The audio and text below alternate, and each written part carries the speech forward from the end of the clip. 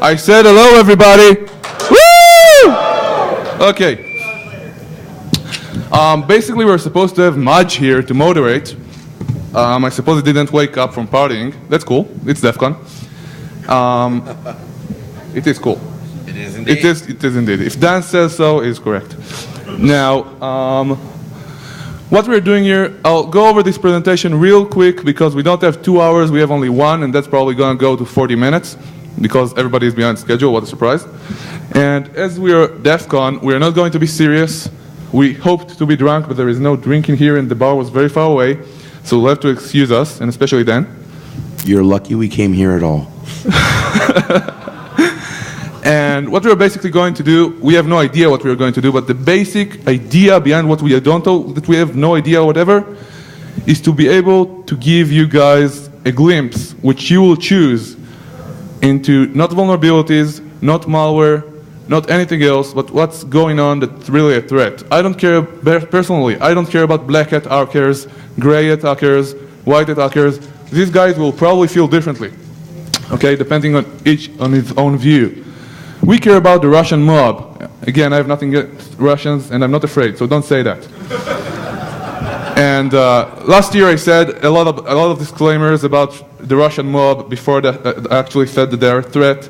And this guy thought I was just afraid of Russians, so whatever. So not being funny, the purpose is there is a lot going on the internet. Some of it involves the mob, the mafia. Some of it involves a lot of guys wanting to make money. Some of it involves spammers. Some of it involves DDoS. And beyond the vulnerabilities, beyond all that we see day to day on Bugtrack or wherever else that might actually be useful, there are operations, and that's what we want to discuss from 2 angles. 1, what the bad guys are doing, and 2, what's being done to try and counter that. I'm done. Let's go real quick over the presentation, and since Maj isn't here, hello Maj! Yo!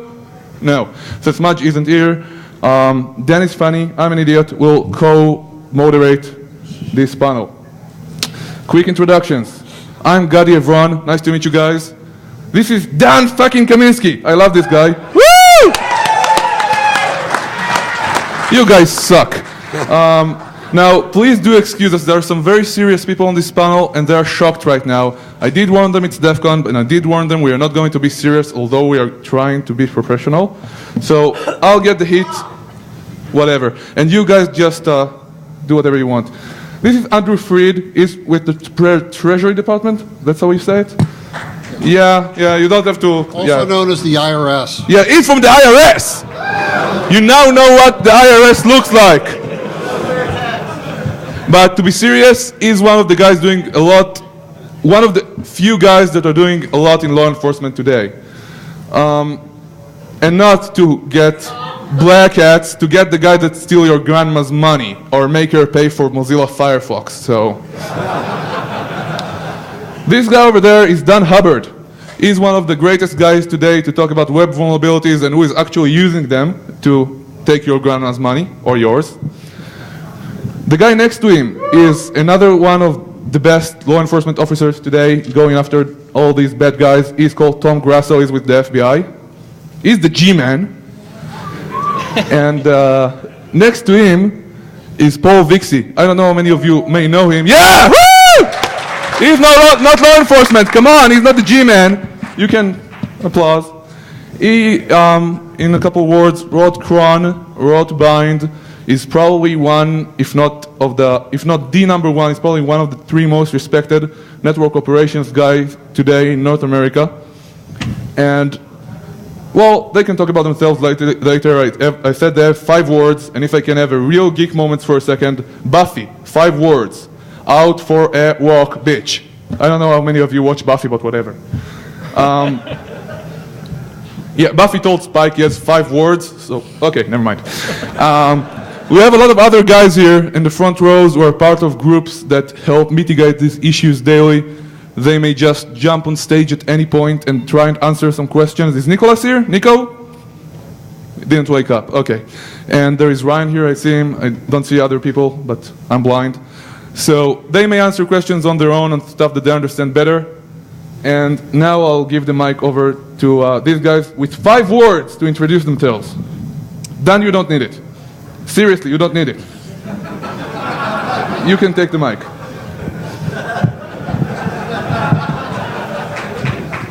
My name is Andrew Freed. Woo! Okay. Give it, okay, whatever. Dan runs WebSense Labs. You have one more. Bitch, okay. I feel like I'm on the dating game. Okay, say anything. I feel like I'm on a dating game. This is not a TCP/IP drinking game. That's tonight. You don't get points. Okay. I am not your mama. Stop acting like it. Okay, let's get started. I'll go real quick over this presentation and we can get into business. Internet Wars is the name we chose. I don't know why, seemed cool. We don't know what we're going to talk about yet. Purpose of this panel next. What it means to have this panel at Defcon? Well, we figured we discussed these things behind closed doors, secret handshake clubs, 50s. I don't mean to insult any white people or Christians in here, okay? This is kind of something people say, or I say. 50s, all rich, all white, all Christian clubs, you know, of the internet, that we do the secret security, that we don't let anybody know anything. Full disclosure is bad, all that shit. Well, we decided there is a reason that security community is so huge, and that basically you guys are the people who face the threats every day, or create them, I don't know. And if these things, especially those that are already public in a way, need to be disclosed and discussed publicly so things can get done, so your mother doesn't pay for Mozilla Firefox. Whatever. You're really scared of this whole paying for Firefox thing, man. It's not my joke, I stole it, I am allowed. I have to pay for Firefox? You feds do. Okay. The moderator, Maj, I want to hear from you. Come on, Maj, woo! Well, whatever, he will be at the TCP/IP drinking game tonight, and he's great, so be there. Free beer. Members. Unless he participates in the DEFCON drinking game, in which case he'll be unconscious. Threats, forget that word, it's a buzzword. Internet security operations, usually, shut up, usually that means local networks, for example an ISP or whoever who runs operations and care for their business and their network staying alive. For antiviruses it means following what new threats, viruses, whatever are out there and getting things done. We speak about the internet itself. Stakeholders of the internet. Who are the stakeholders of the internet? Can anybody shout a name? Who? Okay. There are a lot of stakeholders to the internet, for example, eBay, Google, but they're all, as big as they may be, pretty much centered on their own business. In my opinion, that's my opinion alone, the stakeholders of the internet are Microsoft and the Russian mob. I said that last year. The reason for that, well, you'll see later. Yeah. The economics game. What we're talking about is economics. And why are we talking about economics? Because this is not about kiddies. A hacker sitting at home will look for challenges, cool stuff, whatever we want to do. These guys, if they keep developing worms, if they keep funding operations overseas, physical operations, these phishing attacks, whatever they are actually real-life fraud operations using the internet. Cybercrime is not about somebody breaking into somebody else's box. It's about using their techniques and their skills to perform real crime. Stealing your grandma, whatever. Just one number. It is estimated that by the end of this year, 2006, about $2 billion will be lost from phishing alone. That means phishing alone. Not countermeasures, no preventative measures, not reimbursing users, whatever is around that, and that's only phishing again. So yes, there is a lot of return on investment for the bad guys, and the good guys are not really sharing information beyond certain circles, and then some, I guess, well, not really. What people are doing the right thing, fighting on the right side of the fence, we'll discover that in a moment. Just in a couple of words, not really everything, but technologies that play a significant part in this fight. The bad guys, they have dynamic DNS providers that they can just say, go, register some host, change the IP addresses or register a new host as far as, and as much as they want. So if they have, for example, a botnet command and control server or a phishing site, they can just keep sites, keep IP addresses or whatever else as quickly as they want. And these services are free, so why not? Fast plugs. Imagine changing your IP address only every 10 minutes. That's kind of cute. Now imagine not doing it for your A record, but actually changing your name server. That's kind of nice. Trojan horses. A couple of words. Everybody knows about phishing, right? Getting fake websites, emails, whatever, your bank account has been stolen or whatever. Please enter your password or whatever. Well, today the game is a little bit different. I'll give you an example. This has been in the news a little bit, not really in a big way. People are not talking about it too much, but it has been published recently.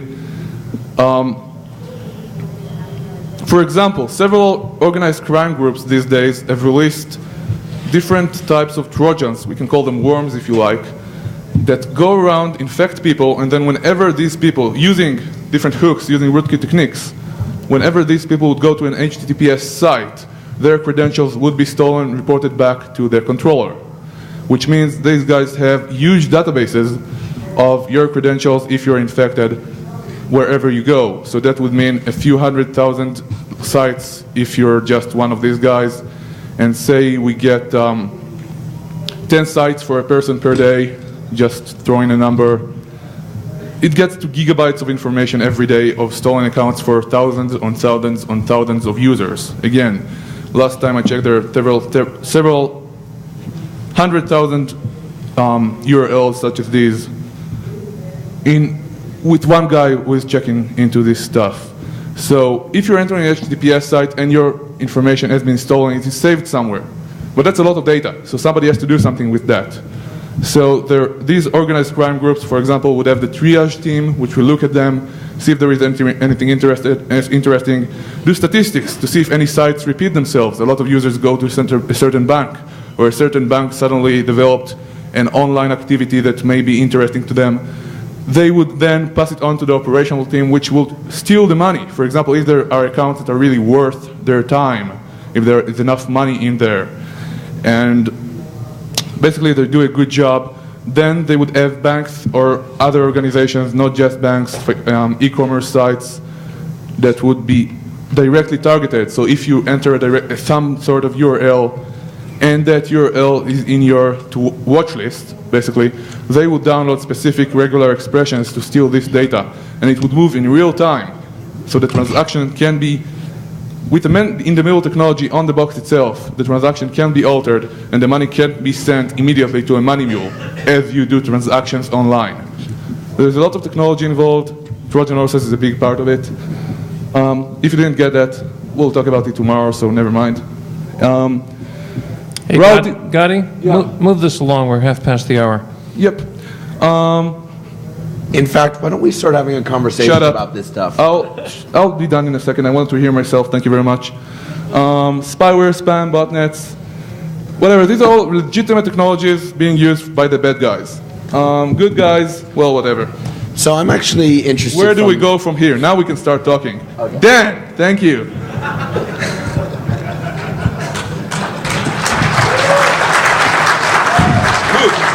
All right. So, now, you're here from the FBI. Why don't you tell us about some of the interesting things that you've seen? I mean, from the perspective of actually seeing people, malware on the ground. What kind of stuff have you seen? I think what Gaddy was saying was kind of hitting on what the big problem is right now is these organized crime groups that are on the internet conducting these different types of fraud and scams. And I guess the way I would sum it up is that it's everything. Everything is related. I can't say that computer intrusions are a specific problem, or phishing is the big problem, or spam is the big problem, because what we're seeing is that these are all related. They're all part of an underground economy, and they're all kind of feeding each other and contributing to the problem. I know I'm not trying to be evasive or whatever, but that's just the reality of the situation right now. You have malware that is being written by some very skilled people, and they're making money writing their malware, and they're selling it to these other people that conduct phishing or they conduct spam or other types of scams. And then the spammers are hiring people to do DDoS against the anti-spam sites. The organized crime groups are doing carding. They're popping e-commerce servers. They're doing phishing to get carding numbers. They're compromising ATM machines. And it's all feeding, it's all fueling this underground economy that we have right now. Dan, you look like you have something to say.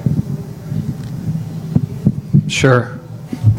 Yeah, so just to get into a little bit more details, the highest numbers that we're seeing are in two areas in Eastern Europe, particularly in Russia. These are the guys that are creating the kits that allow the people that aren't so skilled to create these attacks. So those kits, the most popular today is Web Attacker, Root Launcher, and Nuclear Grabber. Those are really the top three kits that are on the internet and being dispersed on the internet today out of those regions. Those are used all over the world, particularly going after banks and e-commerce. Then the Brazilian crews are really all about deception and just simple deception techniques. They're really more about volume and just going after beating signatures in AV. So they're really going after just a low-hanging fruit. Hey, you got a greeting card, click on this, grab it, and they just go after, literally thousands of new variants of Bankoses every week. Dan, we don't know what kits are. I mean, kits, yes, but... Oh, okay, sorry. So what they're doing is they create online storefronts on the internet, basically for anywhere from $30 to $1,200. You can go online, buy a kit, basically essentially a piece of software. In many cases, it comes with a manual. It shows you how to do an attack online and steal credentials from end users. Another big group out there is something called the iFrame Cash Biz folks. They're online. They actually front an affiliate program that is really, at the end of the day, designed to install adware, potentially unwanted software, and for some of their affiliates, which most likely are their friends or themselves, they're also downloading keyloggers and rootkits and stealing credentials from the users. So it's funny, I actually saw this, there's one really great piece of spyware adware that actually had a EULA, and one of the things they said is, it was picked up off a porn site, and hey, I have no idea how I Dan, found are you going to porn sites? Are you Googling for porn? Did you get lucky? Oh no, it was great, right? It said, we reserve the right to deem certain sites as unsafe and to silently redirect you to safe sites. So what they would do is they would wait for people to actually try to buy access to one porn site and would silently redirect the money elsewhere and make it appear that they had gotten the other one. So you'd have these porn sites that, had the steady income, and it would plummet because suddenly all their money was being taken and migrated to a different site. Paul, guys, we don't have time, so we'll leave time for questions, okay? Paul, we are getting into the economics, and you're one of the guys to lead that debate. I would really like to hear from you the economics of the problem. Yeah, world-famous economist Paul Vixie here. We call this an underground economy in the same way that we would call a protection racket an underground economy. But there are actually a lot of real goods and services moving along these channels. And, ultimately it will be people, bean counters at the IRS who are kicking in these doors because we'll be getting them on tax evasion because in many cases that's the only thing we'll have proof of. I liked the characterization Gotti made. This is unusual for me to agree with Gotti, by the way, where he said it's not really... I do know where you live. It's not really a crime to just break into somebody's box. You have to actually damage something, and that's sort of always been true. We've tried to make the victimless crime of reading people's files a problem, but it hasn't really worked out. There's no global version of that. There is a global version of if you delete their files or if you steal their money, then you're a criminal. So it all has to tie back to the real world, which most of us don't live in. That's why I'm happy we have the Fed and the other people here who do live in that world. There are billions of dollars moving around. I hate the label that we give. Gotti said that there will be $2 billion lost. Okay, well, it won't actually be lost, right? If it was lost, then it would be buried in holes and no one would know where it was. What's happening is that $2 billion are going to be transferred against the will of the people who had it before. So I want to say stolen, not lost. And when you have that level of theft and so forth, you've got banks out there. I've been party to meetings where a bank will say, when it was only $30 million a month, we didn't worry. But when it got to 40, we had to do something. And I hate that, but that's the rules of their game. They've got an economics, game as well. And this will ultimately come down to people are only going to stop doing something if they can't make money at it anymore. And as long as people, as long as my grandma keeps clicking on, yeah, I would like to buy a Firefox, then they're going to keep selling it to her. And so, economics is not about money. I've said this at every presentation I've given here. Economics is about human action. That's why von Mises titled his book the way he did. And, if humans are going to keep clicking on this stuff, then human action is going to dictate that there's going to be more and more of this crud for sale. And I don't know how to fix human nature. Question for the panel. Go ahead. Basically, what I'm seeing a lot of from the IRS perspective, we're getting hit with a lot of phishing sites right now. And early on, when we first started seeing these, we actually went out and tried to follow the emails. And we executed search warrants, went into people's houses, took their computers, only to find out they were infected and just being used as an open relay to send out the phishing emails. Then we started trying to follow where the people were coming in and taking over systems they were using to send emails because they stopped using home computers. Most of what we're seeing right now are systems being compromised through really, really simple SSH brute force attacks. When they take over a system, and when they say these people take it over, they're using this as a launching pad to get their next round of systems that they can send out 3, 4, 5, 600,000 emails and start sending out more phishing sites. Probably on average, I would say 1 out of every 5 systems and people's houses are infected right now. Now, all of you sitting out here saying, screw it, they're too stupid, they deserve it. Suppose somebody got one of your credit cards, and while you're out at Defcon, you got a call from your bank saying, we just had a charge from Romania, we're canceling your card. And now you go to play the hotel and your card doesn't work. You're really screwed. So there's a lot of fallout from these victims that are getting these things. We also have a lot of problems with the money that's being moved, as Mr. Vixie said. Anybody here from Romania? I was hoping to make an arrest before I left here, but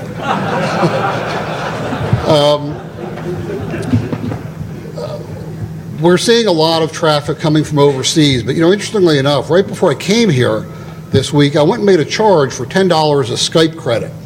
And within about an hour, my bank called me and said, we just got a charge from Luxembourg. Is this legitimate?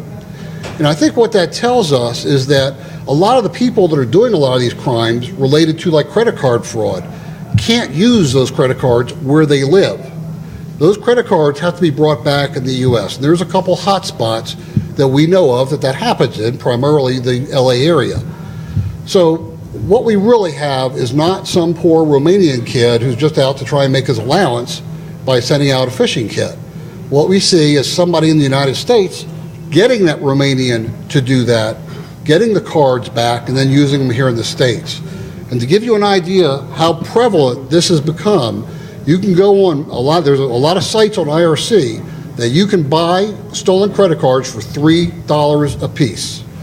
That's how prevalent they've become. Are those fully validated credit cards? Yes. They were fully validated credit cards. Where's that? $5 limits on those cards. I hope if you go there, you find your card on the list. We have another visitor. Okay, I'm Nico. I'm running the security group at one of the largest telcos in Europe, and Getty just want me to join. I don't know why. Good stuff. So He's from France. Nuke France! Oh shit, he's sitting next to me. Question. If a stolen credit card is worth only $3 on the open market, doesn't that imply stolen credit cards aren't that easy to monetize? I think it implies there's so many of them that it's a glut market. Fair enough. In fact, there are sites out there that come up that try and sell a lot of these products, And when they first bring the site up online, they'll give these things away to like the first 100 people that sign in. There's a complete underground economy that deals in a lot of this stuff. But it, Stolen credit card with your own credit card? I'm sorry, the question? How do you buy a stolen credit card with your own credit card? How do you buy stolen credit? Well, interestingly enough, the gentleman asked, how do you buy stolen credit cards with your real credit card? They generally will use money transfer services like PayPal or eGold or some of the, which is the one in Russia, eGold? You would know that. I wouldn't, but I would like to make another note. Yes, thank you. Shut up, Gary. Yes, shut up, Gary. When some of these guys, I mean, there is the concept we probably all know about called the mule, okay? The money mule, the drug mule, whatever mule. These guys get emails, I'm sure you all got them. Are you looking for a job, a good job for the summer? Are you able to carry these sized boxes for about twice every week? Yes, this is good. You'll get $75K a year. Of course, you'll get arrested next week, but we won't tell you that. And these mules, because these guys sit in Romania, they can't get the money directly. So what they do, they use these mules and then say, use Western Union, which is completely anonymized. And just, you only need a password. They'll use Western Union, send the package out, and the money is gone. Poof. So there are a lot of ways. For example, some people have been using eBay. For example, I would go to somebody who is a very well-known and respected reseller or client of eBay, and I would buy something for $500.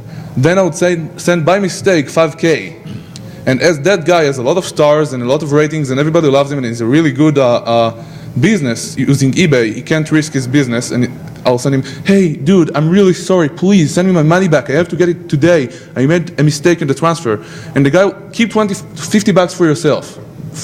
Thank you. And the guy will send back the money to the address you will specify, and they're money laundering again. There are many ways of doing this, but I believe what Paul said is the most critical. This is an economic problem. These are real people and real groups. There have been threats made to people involved in stopping these people from doing what they're doing in the security industry and in other places. And as long as, killing botnet command and control servers, for example, is no longer scalable. You can't really get things done when the bad guys can just keep a server like that or have incredible robustness with their current servers, even if they're just IRC. Or there are a lot of DNS games and a lot of other tricks they use with really good systems to stay live. Paul will maybe talk about it later from the ISP's perspective or the network operations perspective. The point is what's up? Given that confidence games and fraud and theft have been around forever, what makes you so phenomenally arrogant as to think you can do something to fix? Well, I know why. I know what makes you. Yeah, you know what makes me so arrogant. What makes you believe that we can actually do, honestly, what makes any of us believe we can do something to fix this variant of it? Okay, there's a problem called drugs, correct? What makes us so arrogant is to believe we can call drugs a problem, or on the other end, what makes us so arrogant to think we can fix the problem of cold drugs? So I'll tell you this. First of all, I'll tell you this. Yes, you're correct. We cannot fix the problem. It's a reactive game. They are always one step ahead of us and we react. That is why I said it is an economic problem. But that said, if I can stop being arrogant for 1 second with your permission, I'll tell you this much. I don't have a solution. I don't know who does. But if it won't be $2 billion, if we don't do something today when it's $2 billion and we keep ignoring it and keep killing small fires instead of dealing with the root problems as best as we can, it will start affecting you as well. It already does, but Paul was right. It's a human nature. Paul, this is for you then. You're right. It's a human nature problem. So I'll tell you what makes me so arrogant on this topic anyway. Every new technology that comes along makes some things better and some things worse. And we, as a society, as consumers of that technology, as producers of that technology, have a choice to make about which things are going to get made better and which things are going to get made worse. We didn't have to lose privacy as a result of going to a digital economy. We happen to have done, but we didn't need to. There were other ways, and there may still be other ways, and it's still up to us whether we have to have all of these new risks come with all of these new tools. So the question that I've had has been a matter of jurisdictional issues. The way we've dealt with human nature and the way we've dealt with crime historically is segment the world up into a small number of jurisdictions that have, a certain amount of power over a certain region of land. The internet has no geography. It has a global jurisdiction in terms of, crime can come from anywhere. What are we seeing? Are we seeing advances on the international crime control front? Definitely. I think, but the point that you make really is an important one. Is that the internet has no boundaries. I work for the FBI. I have no jurisdiction anywhere in the world that's not in the United States. So if I have a subject that's over in Italy or over in Romania, I have no jurisdiction over there. Now, I can go to the authorities over there and try to make a case to them and say, hey, here's somebody that's causing a problem. We would like you to do something about it. But there's nothing I can do to force them to do something about it. So international cooperation is a key, I think, to getting our hands on this problem from a law enforcement perspective.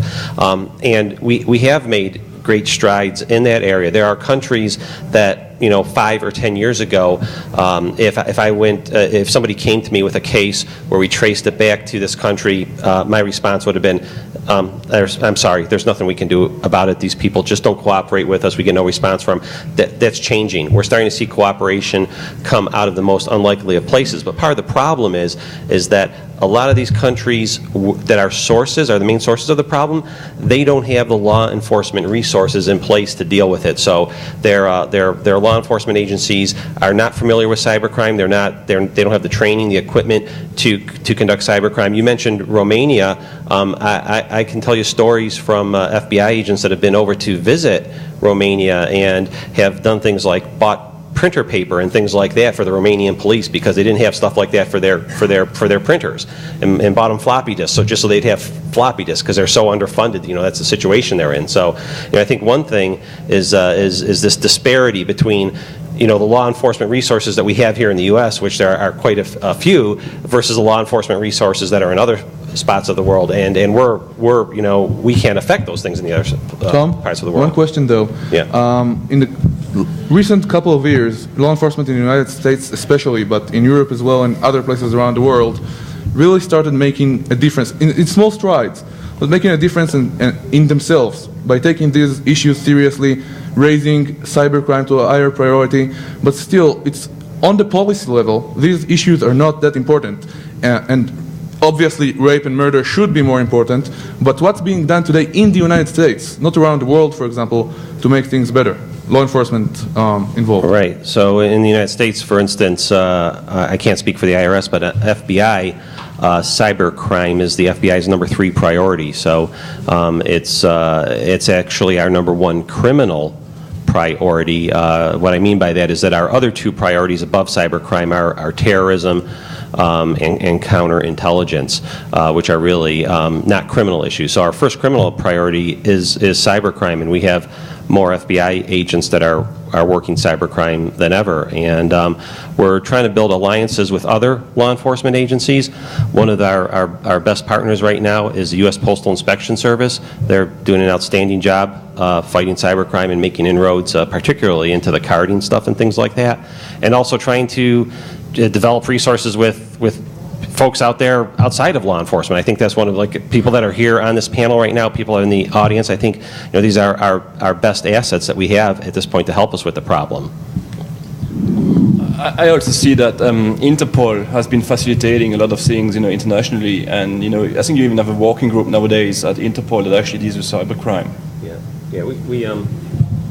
Yeah, just to follow up on that, we really are putting much more emphasis on the international connections, and we have relationships with Interpol, with the folks over at Scotland Yard, over in the UK, all over the world. That's really where we see that being critical to being effective at this problem is forming these alliances with these other law enforcement agencies.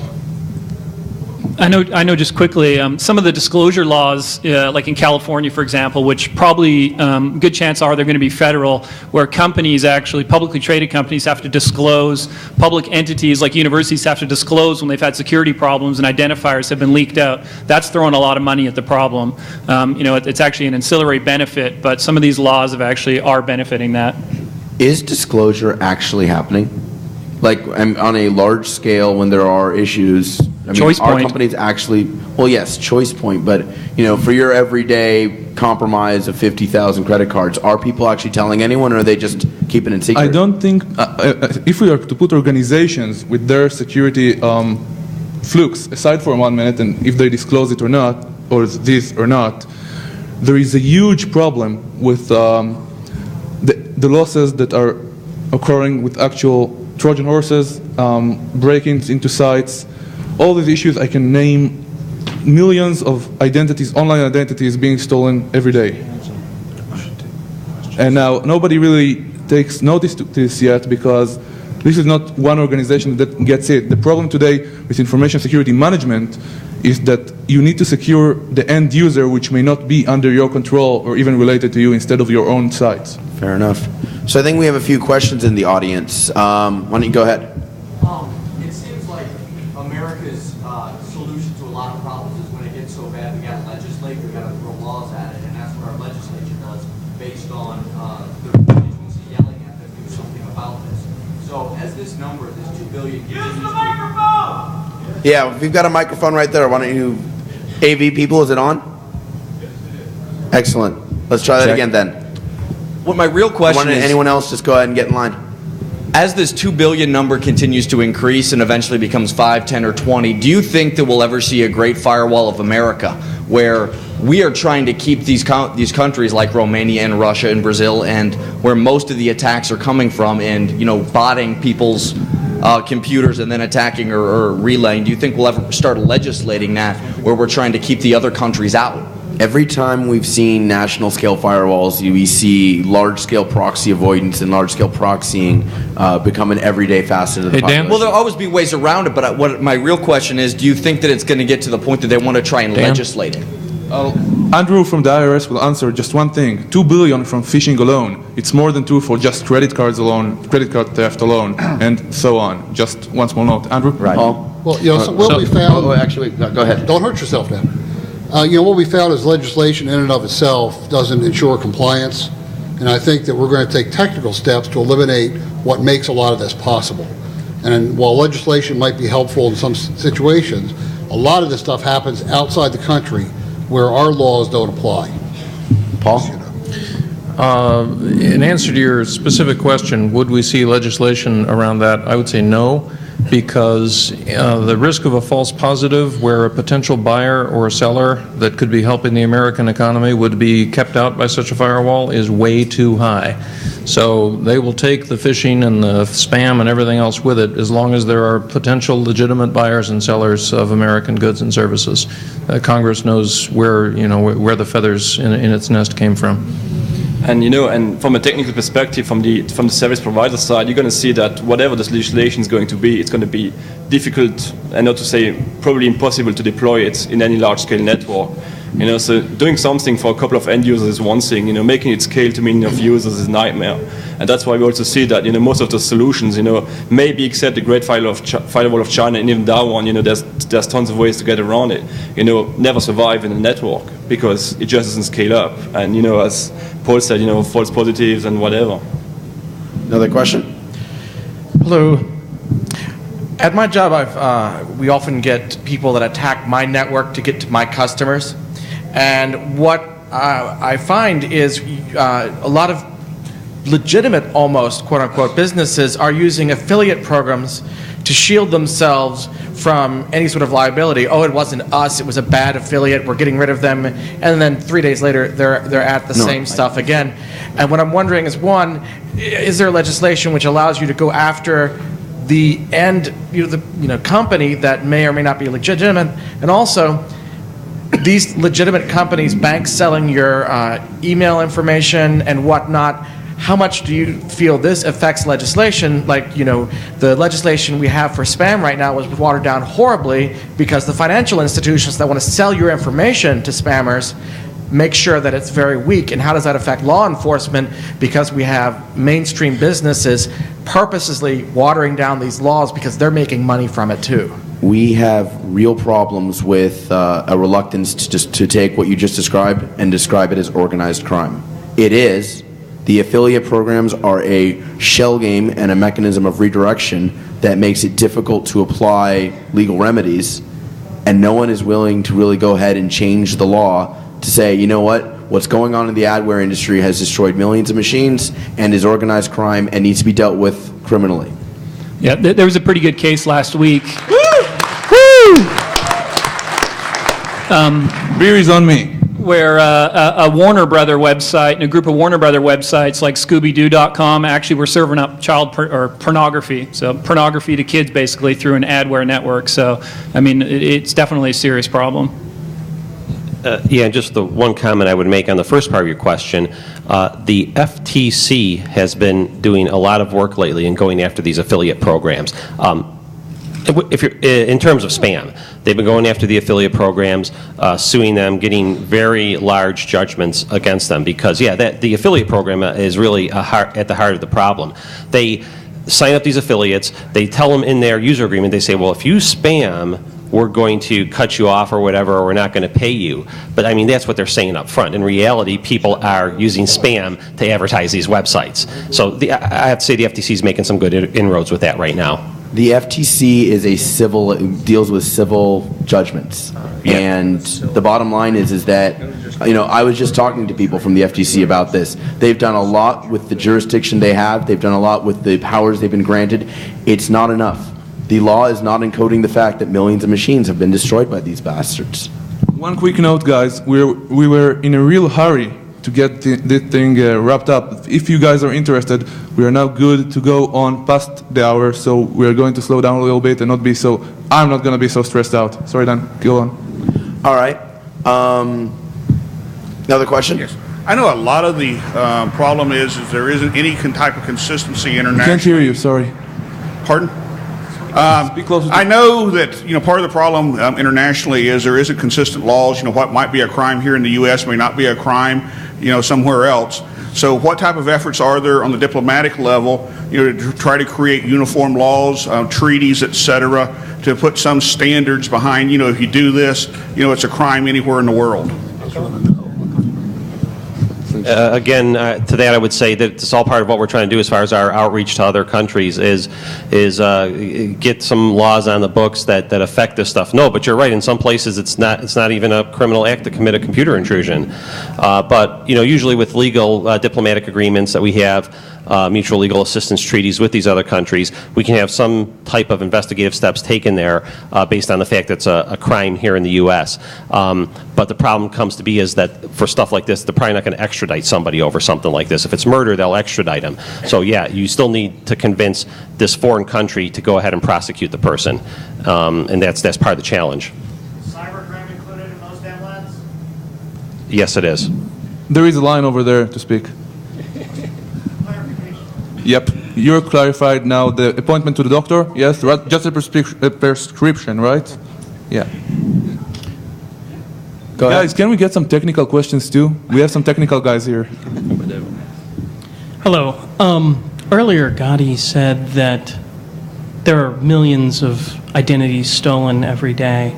And if I happen to come by some, whether they're with credit cards or just the identity, like a U.S. citizen's, is there a place to send these identities if one comes by them so that some action... By email, clear text, right? Well, I've actually tried to call them and explain to them that I've found this, and they might be interested in knowing that it's out there, and they get pissed, and they say they're going to call the police and the FBI, and I'm like, well, that's great. But is there a place that if there's a million out there every day, is there a facility that has the capability to take them in and do something with it? Yeah, you can report stuff like that to the Internet Crime Complaint Center. The website is www.ic3, that's India Charlie, the number 3.gov. And they have an online form where you can report stuff like that. I don't know if you can mail it to Tom. Or you can mail it to me if you'd like, yes. But probably the best thing to do is to go to IC3 and report it there. And can you take thousands per day or tens of thousands per day? I'm thinking right now if they have the ability for you to attach a file to it as opposed to like putting in, 1,000. I mean, you could certainly put in something and say, I've got 1,000 of these, 10,000, and here they are. What are they going to do with 100,000 of them in a day? And I can tell you, I've actually tried to get a hold of some of the credit card companies when we've taken over some of the phishing sites and found data there. and they didn't even return my phone call. So now they're being audited, by the way. But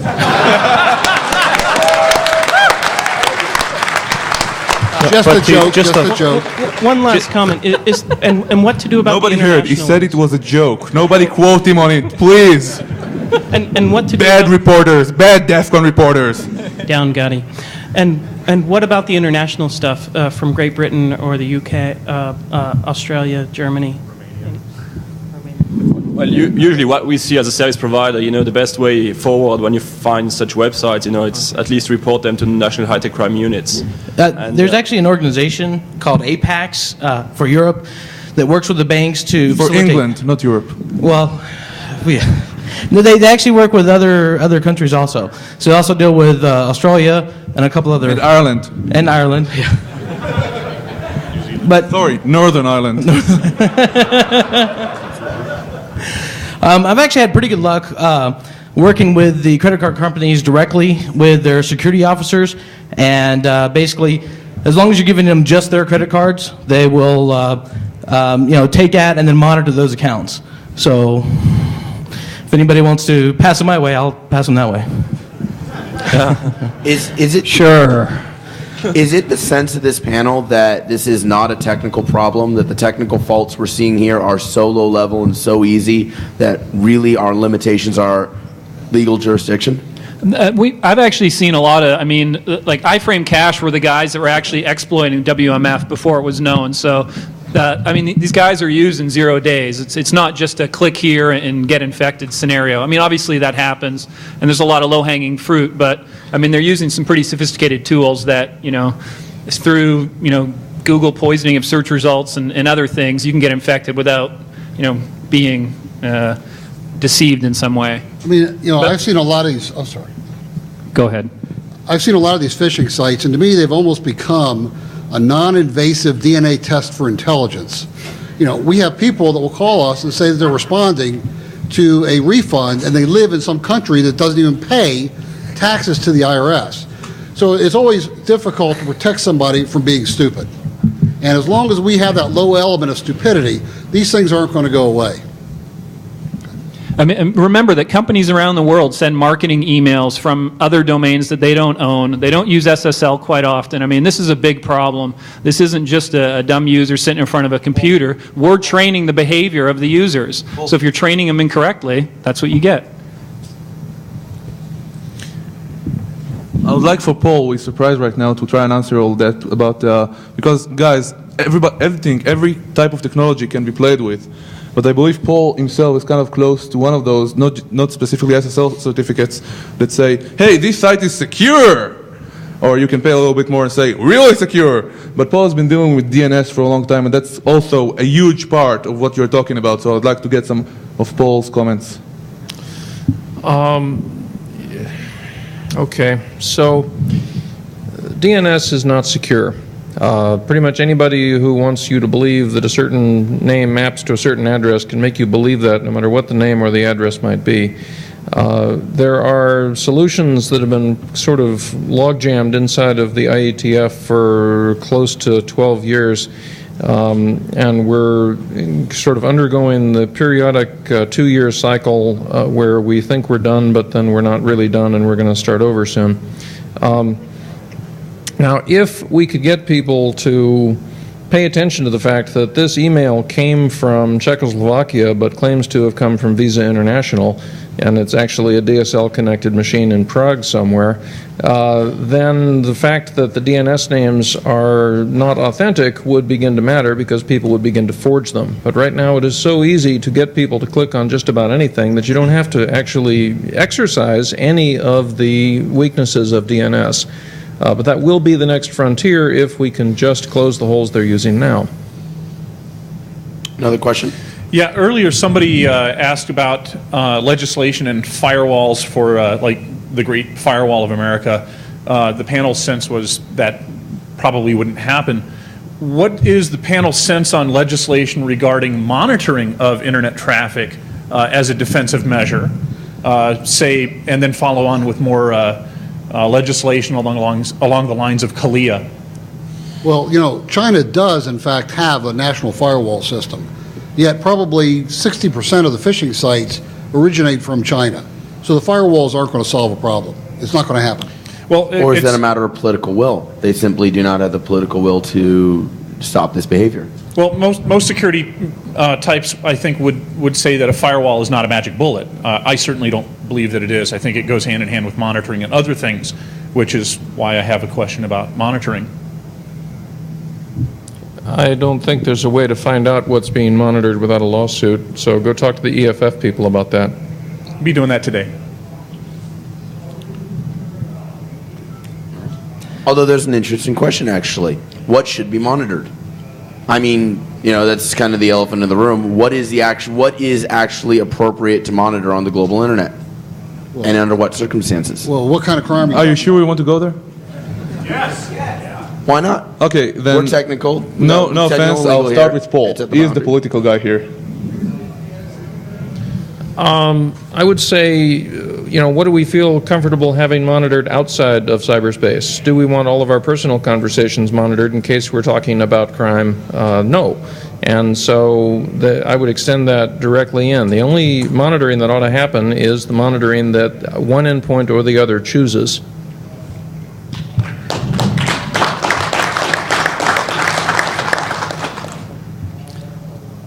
All right, I guess that's me. I work for a company that takes this very seriously. We tracked exploitations basically that were being hosted in an IP space range hosted in St. Petersburg, Russia. When we try to work to get it taken down, one of the things that we bump up against, and we bump up against this in Brazil as well, is corruption, which enables these actors to basically, you know, act with impunity. So, you know, you can deal with all the Interpol stuff as aggressively as you want, but there's still areas where corruption rules. The money is basically funding, you know, its self-survival. So, you know, how do you start to tackle that as well? Because legislation here isn't necessarily going to take care of these issues over there. Right. We can't always fix all these problems, but I can remember when the very early phishing sites came up, it was impersonating the IRS.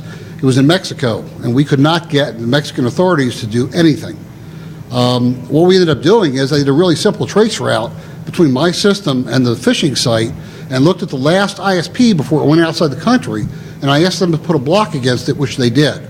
Not to say that all ISPs are that responsive, but we can't control what's outside the U.S. We can try and prevent people from getting to it, but once again, we don't control sites outside the IRS, the U.S. At this point, I would like to note, though, and I'll let Nico say something because he feels very strongly about it.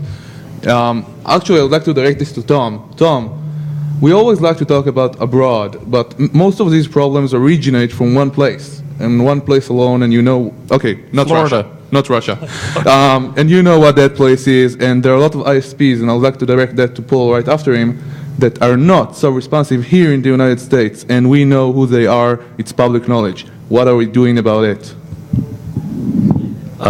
So if the ISPs here in the U.S., it's a lot better situation than... I'm sorry for coming in. Guys, I love the ISPs in the U.S. Most of them are very responsible and very responsive. Just some of them are not, and for a very long time.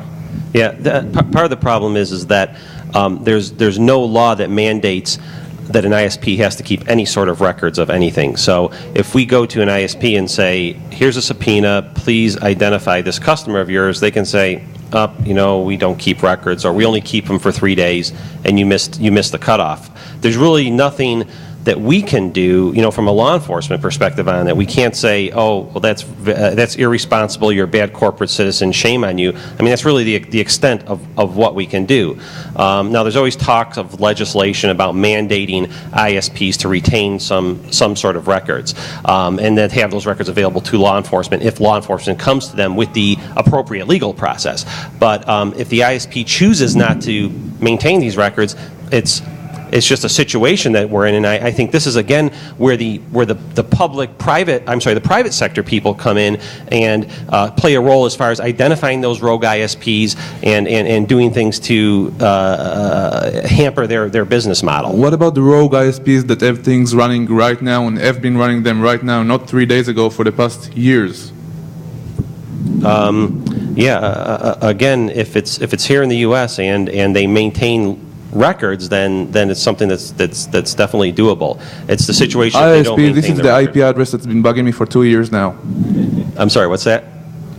Hello, ISP. you're one of the few not nice ISPs in the United States. These are 1, 2, 3, 4 IP addresses being used right now for a botnet command and control server, sending out phishing emails and stealing money. They are being used right now and have been used for the past 2 years. What's going on? Is it illegal?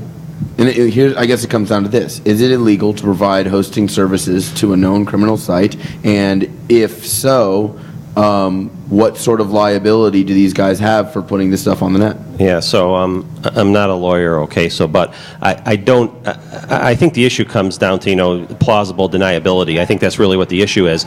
And I have run into this many times where we go to an ISP, there's some type of mischief coming out of the ISP. We go to them with legal process and they say, oh boy, I didn't even know this was a problem. If you just would have told me, or if somebody would have called up and said something, we would have pulled the plug on these guys. I mean, it's plausible deniability. It's very hard. Now, the reality of the situation, no, you're right, Gotti. You're absolutely right. No, the reality of the situation is there are places out there that are basically havens for these criminals. There are some ISPs that are out there, and these guys go there and they know they can park themselves there. But again, it's a matter. It's my job as a law enforcement officer to follow up on that. It would be somehow proving that the ISP knows that the person was a criminal coming in there and going to do something criminal. If I can't prove that they know that, then I have no right to even talk about it with them. All right, that's just the way. That's just the situation. Gotti, there is a law. 1 second though, Paul. So we're talking about money again. Let's talk about the voice market, where you're using a cell phone or your wireline telephone. If you read your phone bill, you'll see references to all kinds of FCC tariffs, PUC tariffs. That's where the rates are being set, or at least controlled, monitored in various ways by the government. There are surcharges. There are all kinds of things going on there. It has been true for about the last 25 years that the dominant cost of providing telephone service is in maintaining accurate billing records and not in carrying the traffic. And that's dominated the cost of all of the telecommunications equipment, the big switches, everything that's got voice lines going into it would be way smaller, way cheaper, would innovate much more quickly if they didn't have to maintain call detail records and keep them for a certain number of days and so on. None of that stuff exists on the internet. And so you can imagine, let's say that 90% of the cost of sales for a voice telephone network is around billing and record keeping. You're dealing with internet service providers whose entire margin might be less than 10%. And you might be asking them to use a third of that to maintain the kind of records that the FBI would very much like them to have, and they can't do it until and unless all of their competitors are required to do it too, because otherwise they'll be the one that costs 3% more than all the competitors. So I do believe in that sense that we're trending inevitably toward legislation that is like what we do with the voice network, to start to control the other way, the other kind of telecommunications that makes the world go round. Yeah, the only thing is, when you look at it in Europe, right, there's the EU Data Retention Act, and that one is basically, you have to keep CDRs for voice and internet traffic. And they want to, push it even, farther. At the moment it's just like, username, IP address, timestamp. What they're asking for is net flow from all your border routers, into another country. Okay, so at least EMC is going to be happy, if that one gets passed. There are a few laws in the U.S., specifically the DMCA law, that if a website is hosting copyrighted material, the ISP can become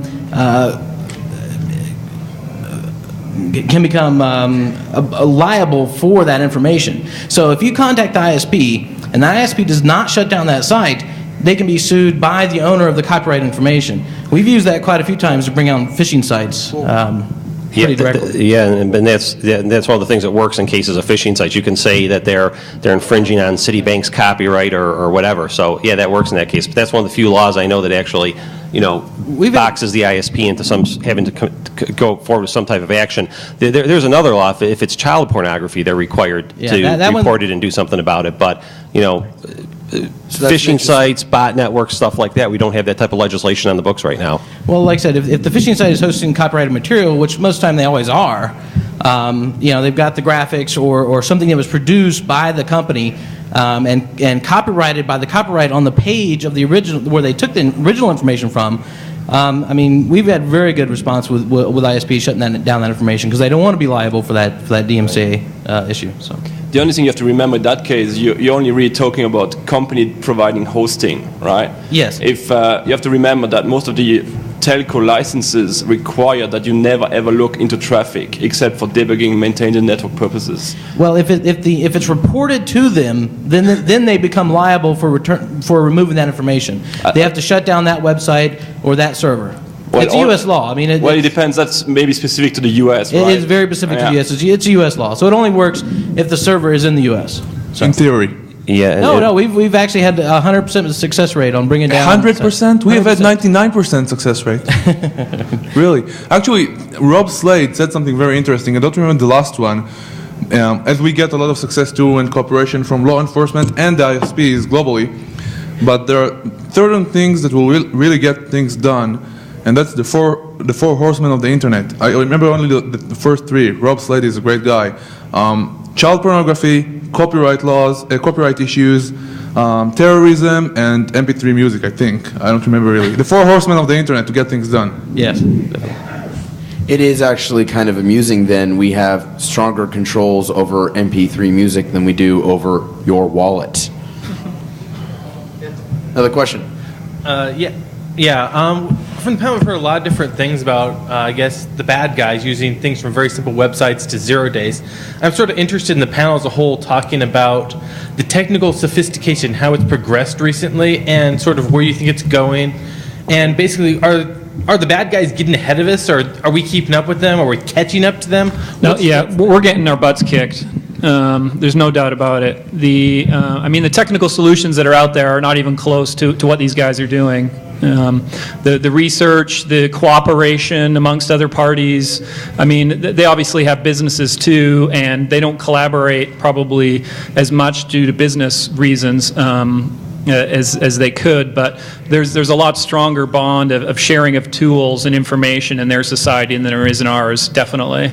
It's actually pretty impressive when you see the kind of software, the front end, web interfaces to, you have a botnet of 100,000 hosts. How do you control that? You can't control that with just little shell scripts. So you really are getting some incredibly mature tools for managing these large scale networks. There's nothing. I don't think there's anything like this on the defensive side, is there? Well, I think part of the problem is it's not that they're way far ahead of us. It's just that it's an arms race. So the nature of this is that once the good guys come up with a solution, the bad guys are allowed to develop a countermeasure to it or something better, and that's just what we see going on. Is we see an arms race in this whole thing. That's what I think is part of the problem. And the main point behind that is that and in any warfare, the defensive guy is always going to be reactive, period. And when we live in, aside to being humans and reacting this way, when we live in a capitalistic society and everything is about business, you're not going, like Paul said about banks, and the banks really know how to do their risk assessments.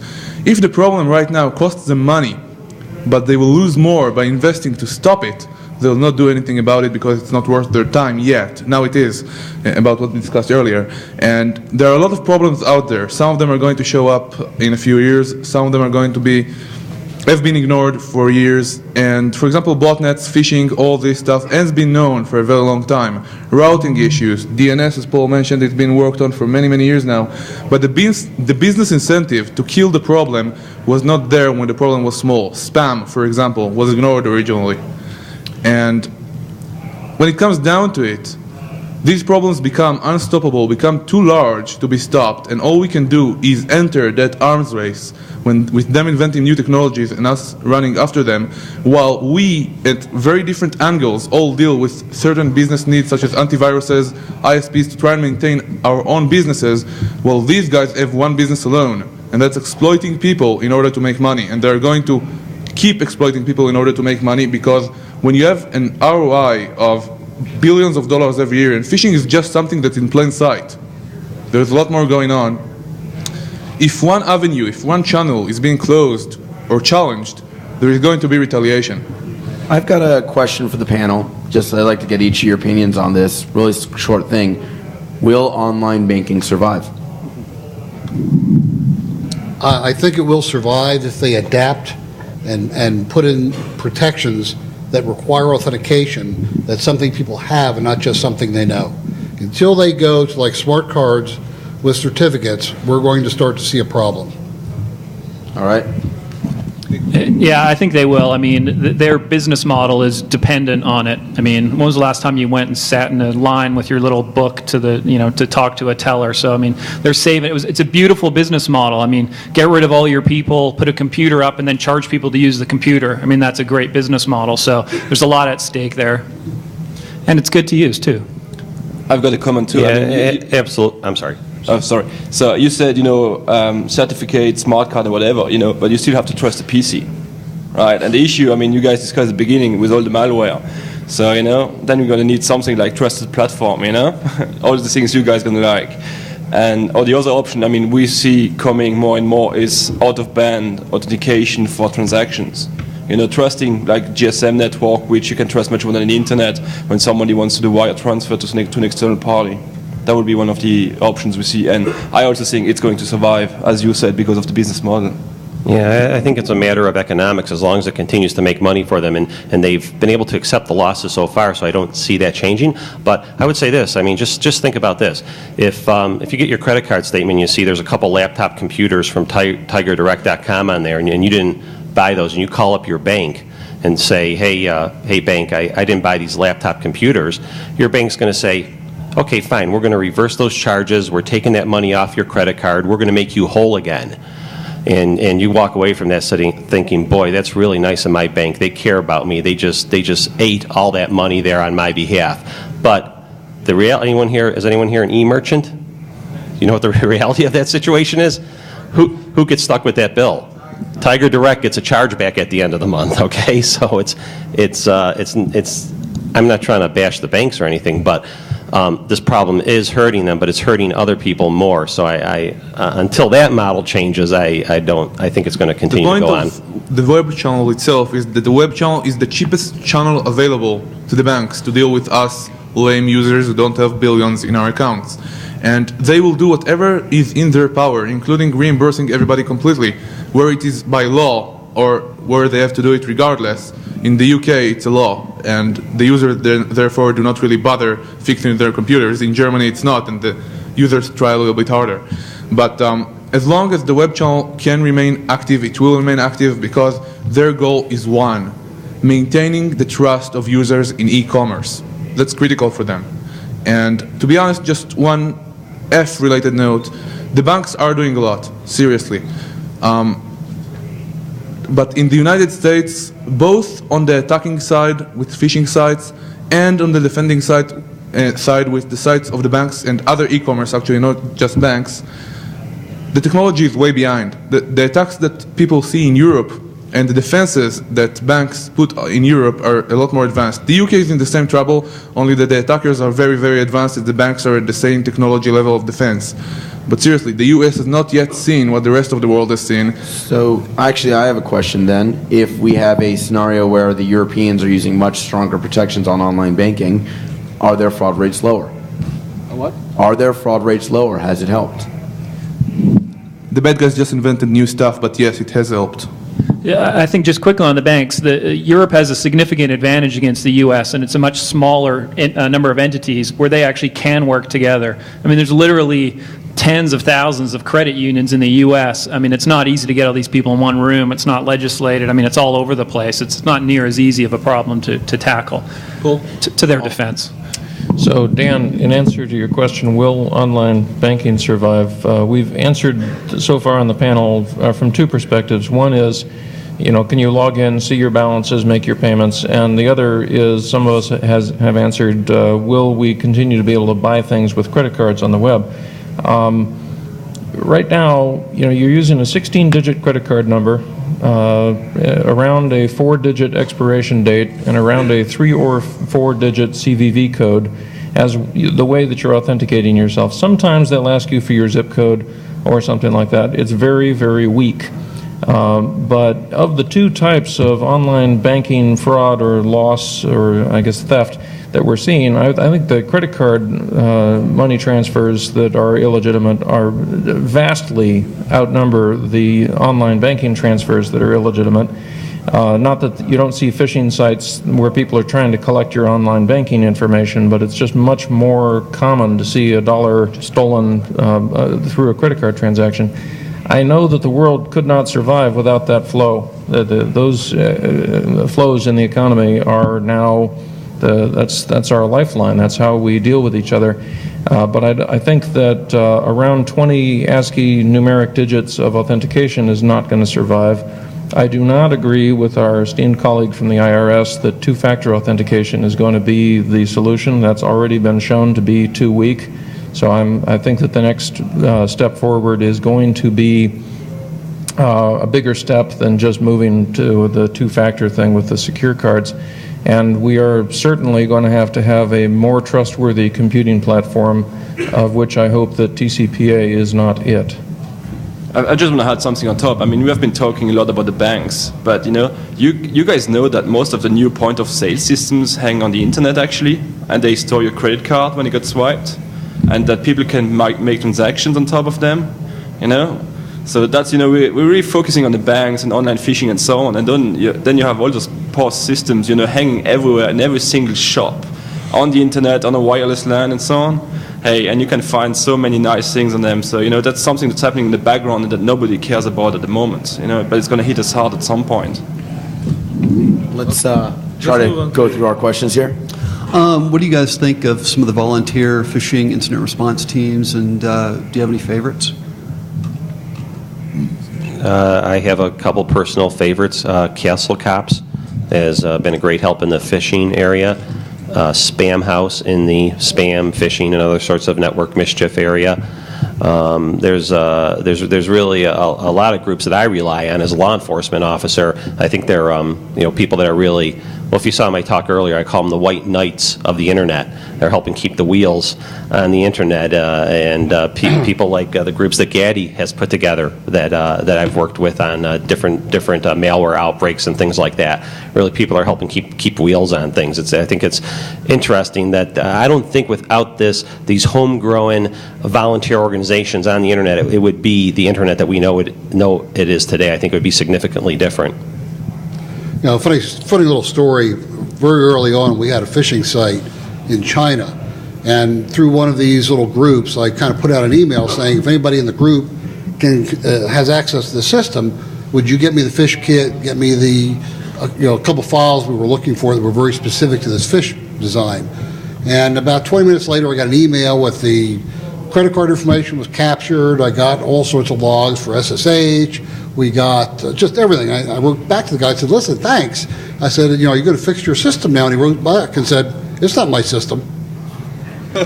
So you got to be careful when you ask for help. He figured if it was vulnerable, he'd get in as well, which is what he did. But I somehow lost his name and phone number and everything. There is one critical point that needs to be made, although I'm very much in favor of all of these groups. I pretty much created some of them. Yes, I like them. They're good, they do good, but they are all goodwill based because people want to help each other, people want to share information when their employers sometimes do not want them to share information. They do things out of free time that they don't have because they're the technical people and the management people that need to actually fix these issues for their own organizations. And as long as there is not any meat space and law enforcement, economic, whatever else you want to call these issues, to back all these efforts up and not make them in the press to look like vigilante efforts, which they are not. They never take the law into their own hands. They report, they help, they collect information. They're not going. I mean, I support these groups. I started some of them. They are not going to be the solution. They are not good enough. So we are not good enough. So maybe they need to stop and let... yes, let's stop and say the internet dies. Sorry, the internet is not going to die. Nobody quote me on that. That's stupid. Yes, let's stop and see everything getting worse. That's what we have right now, and that's the best we can do. But it's not good enough. Thanks. Next question. Hello. I'm from a country that you consider the Eastern Bloc. So I am a client of Adelphia ISP, and I've been using software like, let's say... Adelphia no longer exists, I believe. They don't? Yeah, they got bought. Time Warner. Okay. Okay. So I use DC++ to download some things. And I received a letter from a company affiliated with Paramount, which is called Bay TSP. Yes, that was the name of the company. And they pointed out specific files on my computer.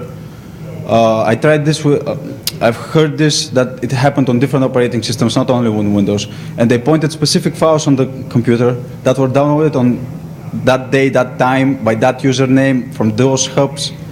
And so my question is, what, if you could say more details about how those people were able to read me so clearly, and also since America, the US is let's say the backbone of the internet, is this going to happen in different countries in the world? People are going to be receiving such letters saying that legal action is going to be taken against them if such files are found on their computer. So are there other countries going to suffer the same consequences? So, yes. Thank you.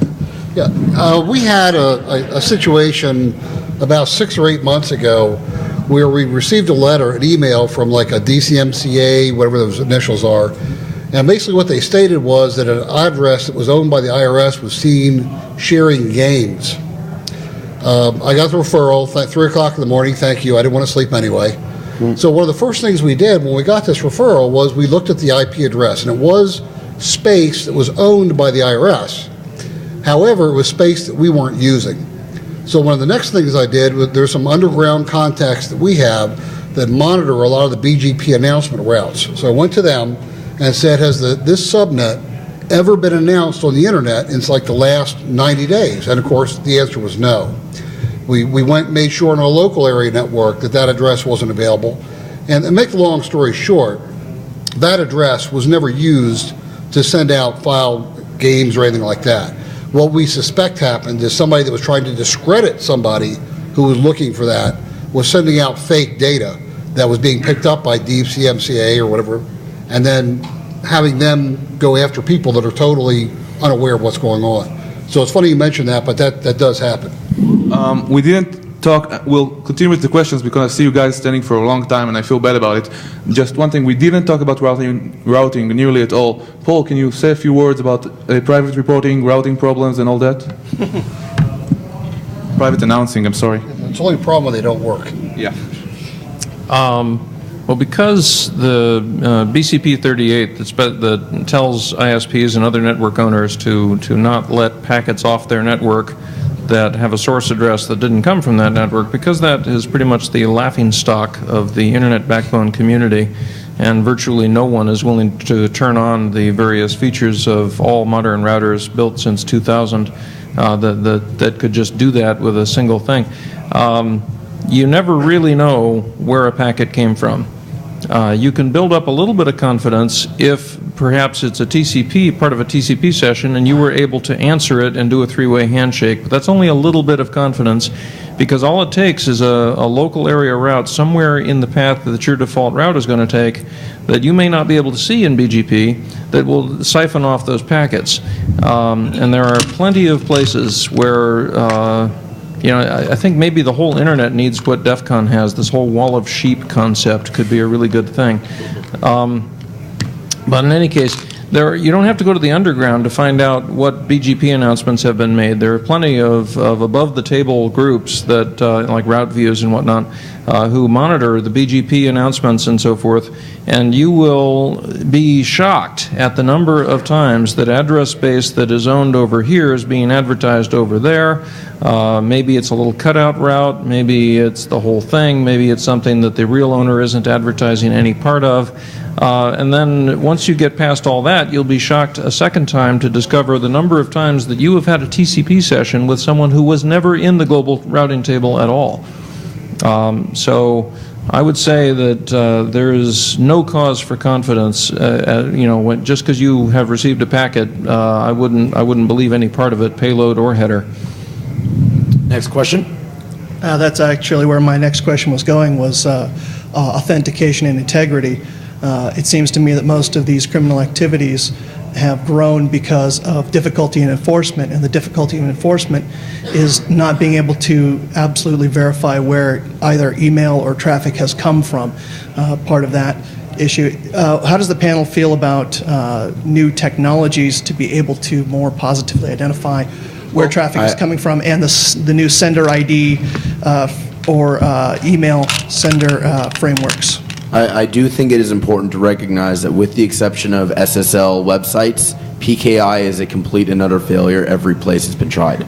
And we need to, it's 2006, we can admit it, something's really broken in the way that we've been trying to deploy this stuff. And it's not just like, if we throw another couple $100 million at it, it'll work. No, there needs to be pretty fundamental shifts in how we try to deal with identity technology for any of this stuff to work. We've just failed too many times to ignore that obvious conclusion. I think you're also underestimating, what people are doing. I think that 90% of what we see could be so flagrantly obvious that they're being redirected to like a site in Romania. They'll still click on it. They'll still enter their information. So while what you're talking about will address the 10%, 90% of it is stupid people, basically, or people that don't know what to look at, but mostly stupid. One of the issues that we all seem to forget is that the internet was originally, I wasn't there, by the way, I don't think I was born yet, but the internet was originally, yes, I know, but the internet was originally planned as a sharing network, as a let's live and let's be friendly and let everybody use our own SMTP servers and relate through us. And we live on that infrastructure today. That's been discussed to dust. And no, the internet is not safe. I'm sorry, whenever I say that, people get shocked. No, the internet is not safe. And email is not safe. Neither is real life. Yes, but the one thing I would like to say though, is that today people don't really, although these issues are there and they are being exploited and they will be exploited even more. I always get pissed at people when they say, hey, this bug is not currently being exploited. We don't need to fix it yet. Right. So 2 months later or 2 weeks later, it gets exploited. One thing I would like to say is that today with botnets, you can identify somebody in some cases, and you can say, that's the guy who did it, but it's not the guy. It's somebody else who connected to him through somebody else. Now, everyone here knows that. Multiply that a few million times, and you'll get a picture of what's going on. You don't really need this reliability would be good. Paul will now answer about that a little bit more. But when you have bots everywhere, and their accessibility and cost is so low, you can be anybody you want. I would love the internet to be either completely non-anonymous or completely anonymous, but that's not the case. We started this discussion with phishing, and your grandmother getting an email and having to pay for Not Firefox. mine. I think it was David Dagon's, but sure. How does the panel and Dan feel about some of the new sender ID stuff for email to weed some of the major phishing stuff out in using DNS for sender ID? How do y'all feel about that? Before we move into spam and before we move into all that, and that's been discussed by others, we will answer you. I would like to give Paul the opportunity to speak. You wanted to talk? No, go on. It is worth, so email is dying. Like, there's entire populations that have moved over to MySpace, have moved over to, only using their corporate work email that's just inside the company. Like, the amount of spam that you can get, I think 99.99% of my email is spam, and that's without exaggeration. So, SPF, even if it cuts out 95%, is my email really useful? Not really. And it doesn't, and it was never meant for anti-spam. Dan, is that why you don't answer email? No, that's because he's a snob. Me, actually.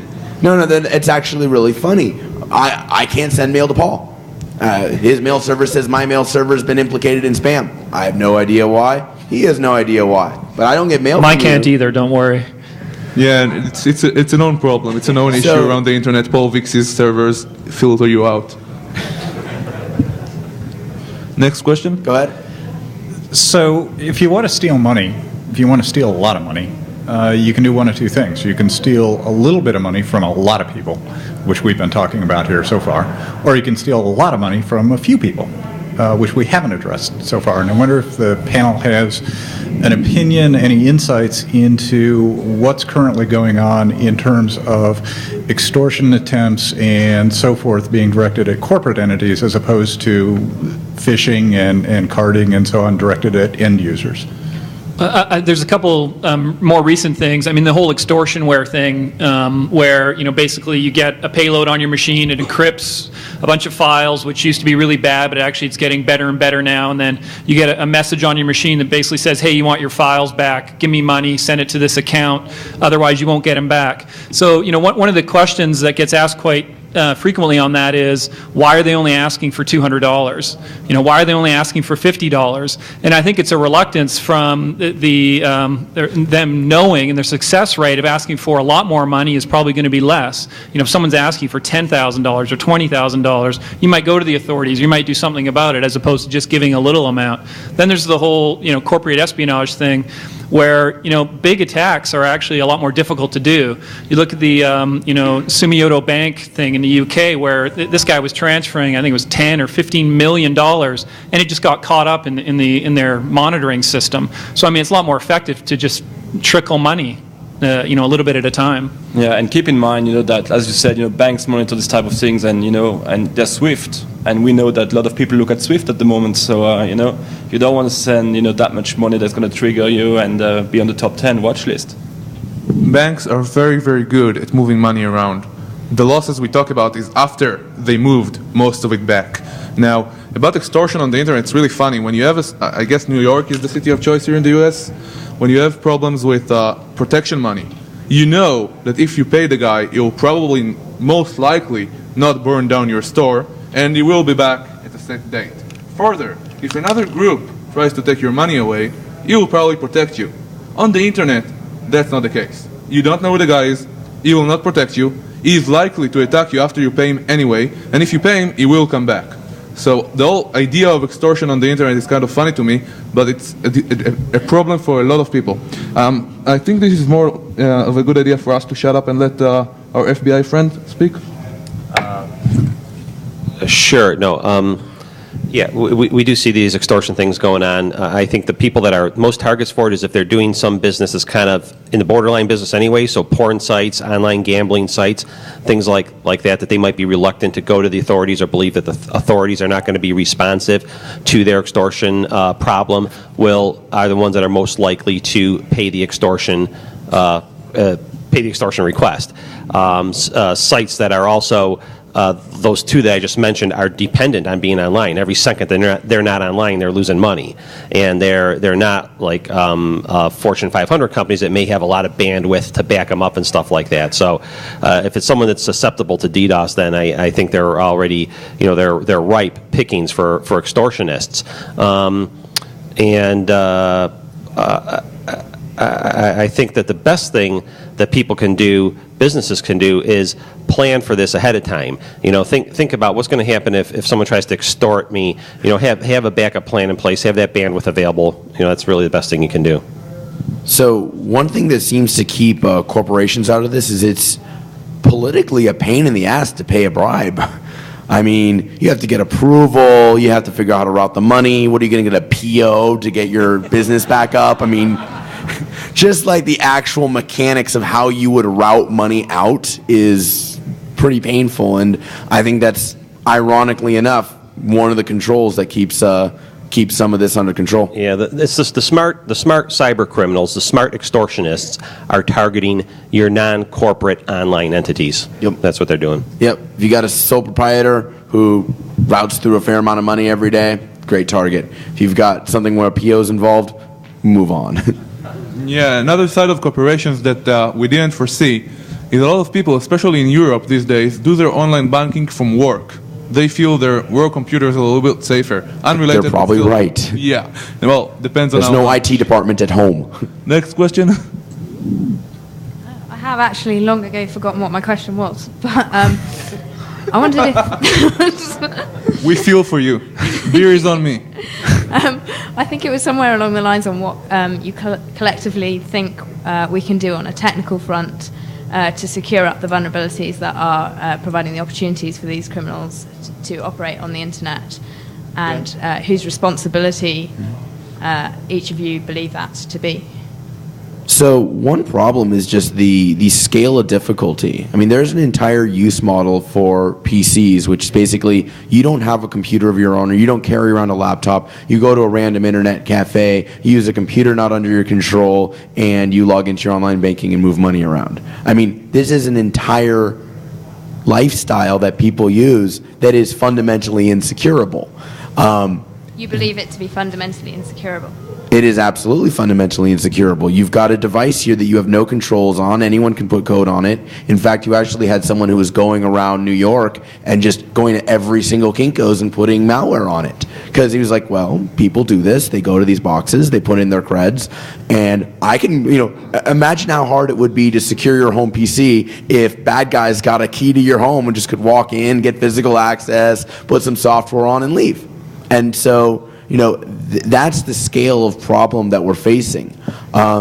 It really is more of a human problem than it is a technical problem. So is there any point us wasting our efforts securing our applications and building secure by design? And you secure your application so you aren't the source of the problem.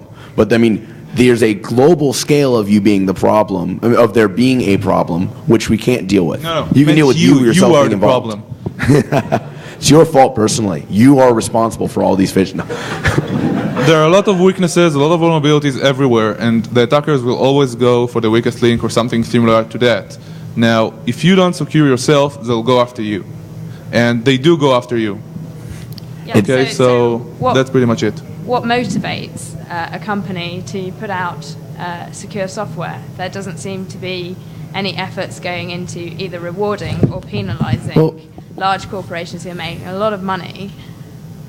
I mean, hopefully, things like RFPs and buying criteria actually take security into their decision-making process. I mean, those are the types of things that have to be driven down from an economical standpoint. Yeah. If most features wins every time, then we're back here again talking about the same problem. So you're relying purely on economic models. You don't think there's any call for government to step in? And No. I think it's unrealistic at a global scale. I mean, what are they going to mandate developers to write secure code? That's just not realistic. To be honest, on one thing though, because I'm usually not honest, I'm saying a lot, to be honest, whatever. One thing that is important here is something that KC from CADA usually says. Every network in history usually had someone who came in and put order in the chaos. No matter if the water aqueducts from the Roman Empire or anything else, somebody came in and made order. Usually that was the government. Now the internet has no government, and I'm not sure if we want our governments getting involved in different aspects of the internet. We already see them try on different areas, and I believe this cannot be done without the governments. But to be honest, do you want any government around the world, and there are a lot of games already being played on these things with user agreements and all that, telling you how to develop your software? Maybe they should. I don't think so. I don't think it has to be a regulatory effort. But take yes, something like if the they did AIDS it, virus that was fought through education. You didn't regulate someone not to go and sleep with someone because they got AIDS. You brought education. You funded education through government and collaborative efforts. I don't think the government should tell us how to do it. I think somebody should. Maybe it's peer pressure. Maybe it's more PR. I don't know what the solution is. I'm not sure it's the government. I'm not sure I want the government involved, but it would be a lot better. Yes, I agree. Yeah, no, I think, but I think in terms of education, I think that's the role that the government can play. We can help educate people to these problems. That's kind of, I know, that's kind of an oxymoron. So what's on the agenda on that front? Can I ask you to clarify your question? Are you asking if there is or is not cause for hope? Because I have cause for hope, and I could share it with you if that's your question. Technically, is there any way that technically, people, process, and technology, do you believe that we can get a grasp of what's going on without it being about chasing after the criminals and spending limited resources trying to address the problem from that direction? Okay, so we've talked about and whose responsibility is it? Is this a regulatory thing or is this an economics thing? And those are usually in opposition to each other. I believe it's an economics thing, but it's not a classic economics problem. Now, We've mentioned SSL here a couple of times today, and it turns out you can have an SSL certificate for a person, not just a website. And so any one of us who wanted to go through the effort of creating a certificate for ourselves and getting it signed could then use that in commerce in about one site out of 10 million who actually knows how to deal with user-level certificates. In other words, that didn't really catch on. Had it caught on, then we would simply see the malware looking for you to type in your PIN number at the time you were attempting to use that certificate and capturing the certificate and your PIN number because they've already captured your PC. Now, when you're dealing with economics and therefore with human action, you have sort of two very different kinds of human action. There are the actions that you take and the actions that affect you on the one side versus the actions that everybody else takes that affect you.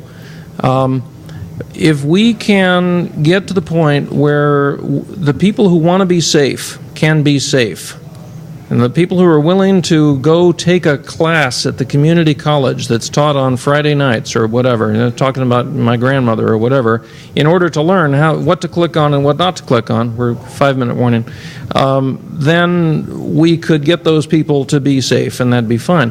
I'm not safe as long as their computers are capable of DDoSing me, and that's a bit of a problem.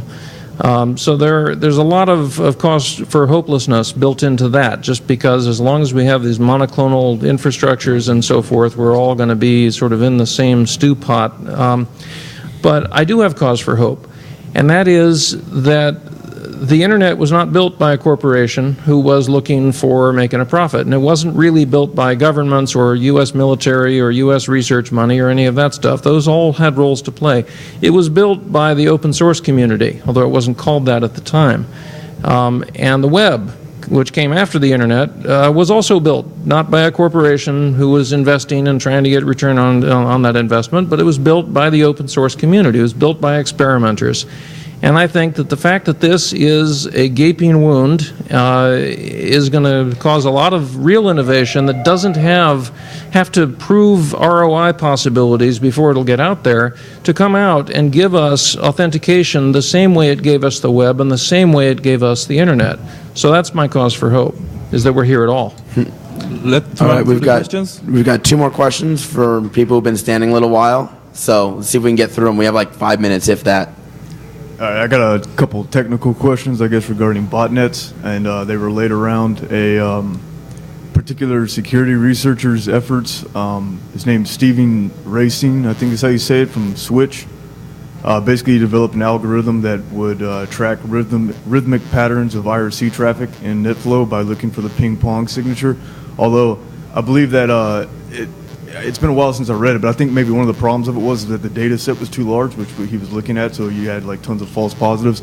Anyway, I guess my question was more of applying that on a reduced data set in a sense where the, hold on, I wrote this down so I didn't babble.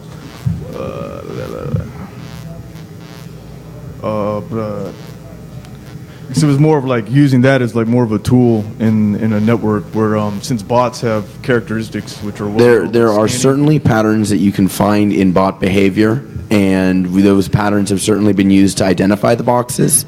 If we become a little too dependent on finding these patterns, there are mechanisms you can use to just stochastically skew your results, skew your time. You can even represent all the botnet traffic to every kind of short of a person reading the IRC traffic, there's no way to know there's not just idiots going back and forth. In fact, IRC can be a pretty challenging Turing test. Is this a human or is this a bot? I don't know. These people are pretty dumb. Right. Yeah, sure. It's true. I guess on a scale from 1 to bash.org. I think you need to remember one thing again. You're talking about watching traffic, doing maybe deep packet inspection, keeping track and so on. Man, that's illegal in most of the countries. Got a telco license. No, the thing is I'm sorry, I'm trying to not babble here, but I guess what I was saying was that since like a bot, scanning is a pretty easy thing to identify, and it's a common characteristic of a bot. So once you've narrowed down your data set to like a specific IP address, it should be a lot easier to use that algorithm in a more. It's not hard to find these bots. They're not exactly hiding themselves. Yeah, that's all cool, and we all use that. But who will talk to the user? Who will pay the price for the people who call the user, or who will pay the abuse personnel, who will disconnect a paying client. That's always a problem. Yes, there are a lot of technologies, everything is being used, but you need to remember that whatever we use, the bad guys compensate for. Okay, last one real quick was another one. Okay, everybody has darknets, there's public mailing lists, you all guys work together. You look at backscatter, so you still see examples where there's spoofed attacks because you're getting the backscatter in your darknet, yada, yada, yada. What, do you see any use of maybe having maybe a community effort of compiling the backscatter received in their darknets to identify active targets of an attack? And therefore, yes, you could then again apply the algorithm once you reduce This is being actively done, but it can only work to some level. It's like you're suggesting an algorithm for acoustically determining the location of car crashes. So we have 1 minute, so we want to get the one last question. Let's go. All right, so it was brought up a couple times, the fundamental problems with, say DNS or with email. And I'm not naive enough to think that a complete redesign of the internet would ever be possible. But are there technical solutions for this that can help mitigate kind of human stupidity that we've brought up a couple times as well? We can certainly do a better job of giving users a clear path towards being secure. And we can do that through some technical information, and we can do that through just guidance and education. That can be done. Can we make it impossible for a user to shoot himself in the foot? Probably not. You can help a guy, you can tell a guy how to be more careful for not getting robbed, but you can't tell a girl how not to get raped. Okay? Sorry for being blunt. So I'm always blunt. Will we ever get to a point, say specifically with DNS, where the problem will warrant a complete redesign of the protocol and kind of sacrificing that legacy support in favor of kind of a whole revolution versus evolution and patching on of problems? Paul will finish with this because we have no time. Paul is the most qualified on DNS, I believe. Yeah, you know a little bit about that, right? The internet and DNS and all the other internet technologies, SMTP and so forth, are all laboratory grade. They were not meant to be used in the real world. They were meant to be used between cooperating researchers and whatnot. And the answer is that it already warrants a complete redesign, but we can't do that, and so we're doing what we can do instead of what we should have done. And what's actually preventing that? There will be no more flag days on the internet. Where TCP is as bad as NCP was, but we can't have another flag day. DNS is as bad as the old sort of host access protocol, but we can't have a flag day. It's rolling now. All we can do is try and steer it by poking it with a stick. All right, I think we're done here. Yeah, thank you all. Everyone, thank you. Thanks, Dan.